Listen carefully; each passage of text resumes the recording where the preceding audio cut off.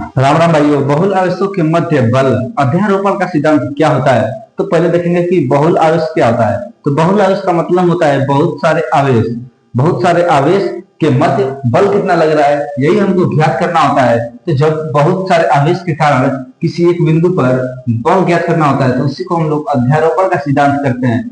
और इसमें देखिए कितना आवेश है, Q1, Q2, Q3, Q4, मतलब यहाँ पर चार आवेश है, दो से अधिक आवेश है, तो ये हमारा बहुल आवेश हो गया। ठीक, तो इनके मध्य जो ये Q नॉट है और Q नॉट पर Q1 और Q2, Q3, Q4 के कारण कितना बल लग रहा है, वही हम लोग को ज्ञात करना होता है और वही हमारा अध्यारोपण का सिद्धांत कहलाता है। देखिए Q नॉट से Q2 की दूरी कितनी है, Q2, और Q नॉट से Q1 की दूरी कितनी है, तो R1 है, और Q2 से Q नॉट से Q4 की दूरी कितनी है, तो R4 है, और Q नॉट से Q3 की दूरी कितनी है, तो R3 है। मतलब जितना आवेश रहेगा उतना ही मतलब हम लोग R में उतना जोड़ देंगे। ठीक, तो यहाँ पर Q4 है तो यहाँ पर R4 हो गया, तो यहाँ पर Q3 है तो यहाँ पर R3 हो गया, और यहाँ पर Q2 है तो यहाँ पर R2 हो गया, यहाँ पर Q1 है तो R1 हो गया।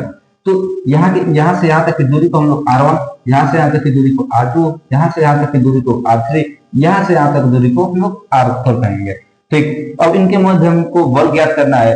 तो यहाँ से यहाँ तक की दूरी यहाँ से यहाँ तक जो बल लगेगा उसको हम लोग F1 मानेंगे, यहाँ से यहाँ तक जो बल लगेगा उसको हम लोग F2 मानेंगे, और यहाँ से यहाँ तक के बीच में जो बल लगेगा उसको हम लोग F3 मानेंगे, और यहाँ से यहाँ तक जो बल लगेगा उसको हम लोग F4 मानेंगे। तो यही हम लोग को ज्ञात करना होता है।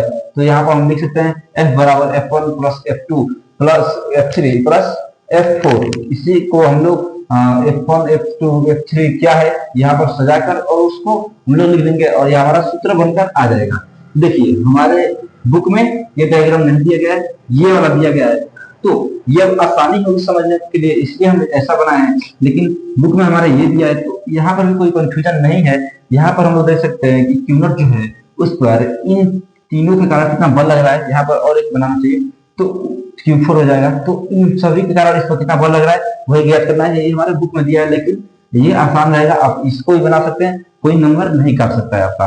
तो बहुल आवेशों के मध्य बल अध्यारोपण का सिद्धांत के बारे में अगर आपको फुल डिटेल चाहिए और फुल वीडियो चाहिए, अच्छे से एक्सप्लेन चाहिए, तो हमारे चैनल पर वीडियो अपलोड कर दिया गया और प्लेलिस्ट भी बना दिया गया है क्लास 12 फिजिक्स के नाम से। तो आप वहां पर जाकर लाइन बाय लाइन अपना नोट्स बना सकते हैं और अच्छे से वीडियो देख सकते हैं।